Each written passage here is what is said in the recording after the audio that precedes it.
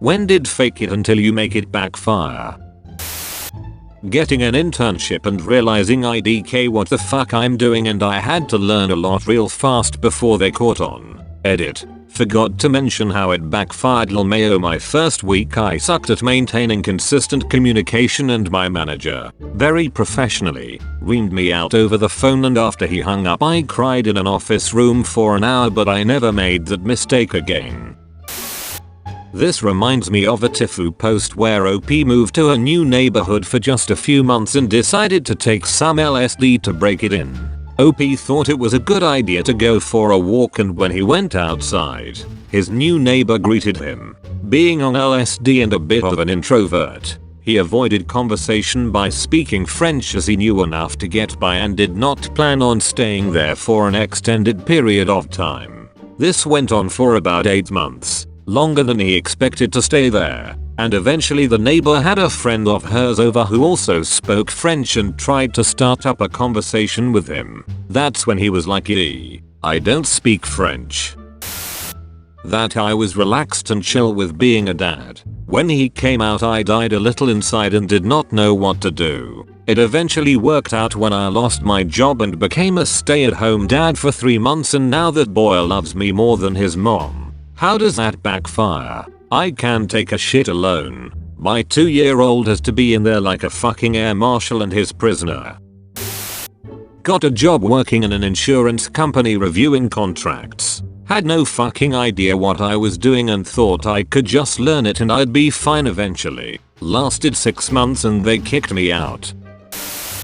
Sometimes the worst thing that can happen is that you do make it. Because when you do fake it to make it, you still have to fake it to keep it. I'm still in the same career field faking that I care about numbers and competition and wearing nice clothes. Advice to me younger self: if you have to fake it till you make it, you don't want to make it.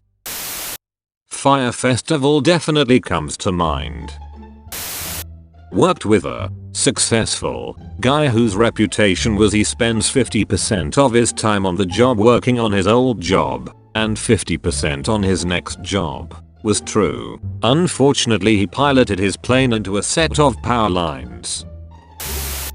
Guy I used to work with told me about when he used to work as an electrician apprentice at a plant. When there was nothing to do, which apparently was most of the time, the lead guy and him would walk out to a random spot in the plant with a ladder, a conduit bender and a bent piece of conduit. Then one of them would stand on top of the ladder and the other on the ground holding the conduit, and they'd just chit chat all day. If any of the bosses wandered by they'd nod and pass the piece of conduit up to the guy on the ladder, who would then make a show of trying to fit it in somewhere. Said they both made it through 3 rounds of layoffs doing that.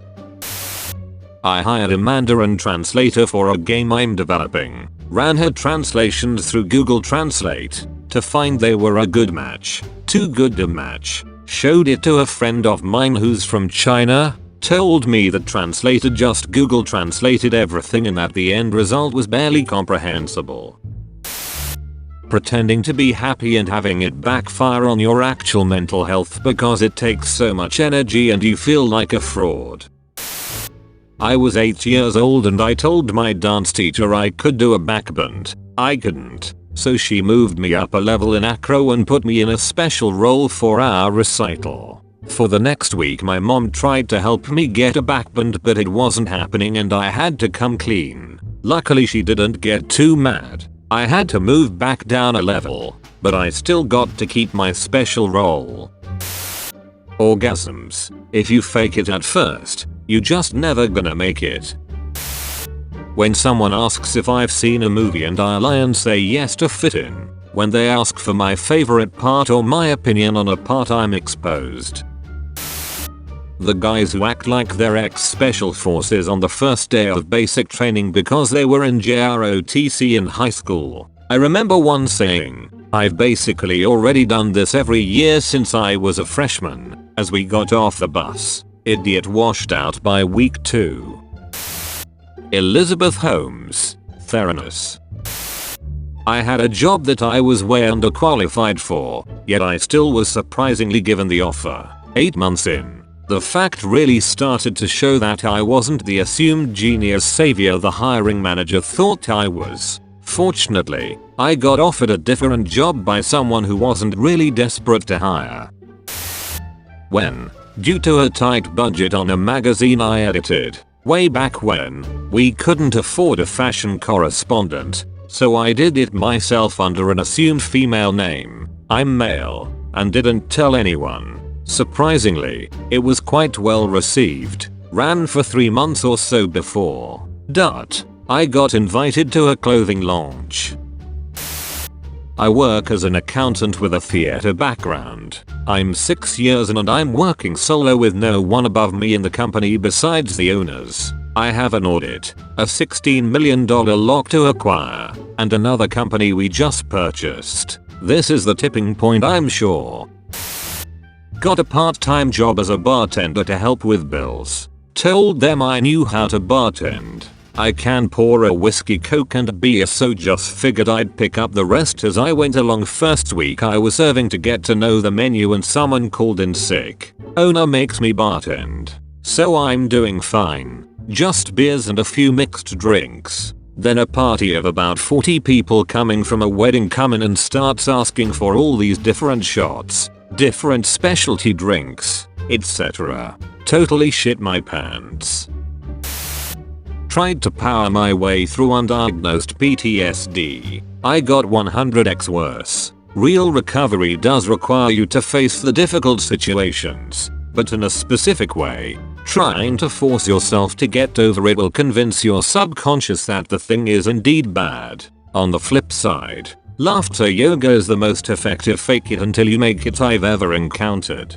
Pretending to laugh until you feel so ridiculous you really do laugh. Pretty much an instant mood boost. So I am sort of in this situation now. I know how to do my specific job, but due to me being hired late and getting thrown into the job I didn't really onboard correctly with the company I actually work for. I work in outreach, so I am off site 10 months a year. Well, my boss resigned last week and now I am in limbo cause I have been there long enough where I should know where things are and who is who and how things run, but I know nothing and just sort of kept to myself and did my own thing while on site. I'm slightly worried that now that I don't have a direct boss, that if I am told to do something I will have no clue how to do it. Not exactly my fault because of the situation, but I foresee an awkward conversation in my future. That reminds me of the guy on Reddit who pretended to his girlfriend's parents he has never heard of potatoes before. Okay, I guess it ultimately didn't backfire, but it's a pretty good story I was told in film school eons ago. Back in the 80s/90s, a guy snagged an interview for a camera operating job at a TV production company that was way above his experience level. The interviewer gave him a camera, said, "Okay, take this apart and lay it all out for me. You have 20 minutes, and left him there. After panicking for a minute, he walked down the hall, found a technician working and asked him to take apart the camera for him, which he did. Interviewer comes back, says, "Good work, now put it back together," and goes off to put out some other fires. Our guy tracks down the tech, who obliges again, and he was hired. When I heard this story, the guy had worked in the field 15 or so years, so I guess things worked out.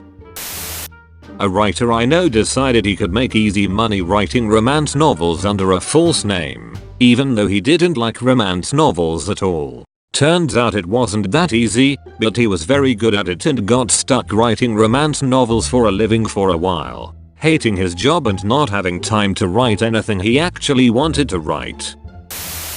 I took orchestra in elementary school and I eventually realized that I was just not going to understand violin. But I still wanted to be in orchestra because it had some perks. So, whenever we had lesson I put my fingers over the strings and moved my bow around like I meant it. When we had to play individually, I had to do it for real. I thought maybe, by some miracle, I'd get it and play normally. I didn't. Edit. AI. Thanks for the silvers and the upvotes, and thanks for sharing your stories. When I was a teenager I got a weed brownie from my dealer. I had never done edibles before, so I was super excited. I decided to eat it before Thanksgiving so I would have a nice high and all this good food to eat. He warned me that it was strong and to only eat half of it. I ate the half and after like 15 minutes I wasn't feeling anything. So I decided to eat the other half too. I didn't know that with edibles it takes a while to kick in and wasn't instant like smoking. By the time dinner came by I was very stoned. Like too much for my own comfort. My aunt and uncle were there too along with my little cousin who was like 4 at the time. I went upstairs to join my family and thought I could keep it together long enough for a quick dinner and nobody would be the wiser. That was not the case. I was so stoned that I could not look at anyone. So I just awkwardly stared at my food and gave one-word answers when my family tried to talk to me. It made things incredibly uncomfortable for everyone. After about 15 minutes I could not take it anymore. So I just picked up my plate and went downstairs to my room. My mom followed me and wanted to know what the hell was wrong with me. I admitted to her that I ate a weed brownie and was incredibly stoned and asked if she could just leave me alone because I was too high to deal with things right now. She was cool about it and waited until I came down to yell at me about ruining Thanksgiving dinner. I knew a girl who would apply to jobs she was unqualified for, including a job at NASA and at Apple. She lied about her qualifications on her resumes. She landed several high-paying jobs, but would get fired after a month or two once her co-workers realized she did not have the skills to fulfill her duties. She would boast on Facebook about how she landed her dream job every few months. Not sure what she's doing now since I haven't spoken to her in years. I believe she moved to another country. Oh, and she took credit for the Mars rover and for the Beatles on iTunes. Thanks for watching. Remember to like and subscribe.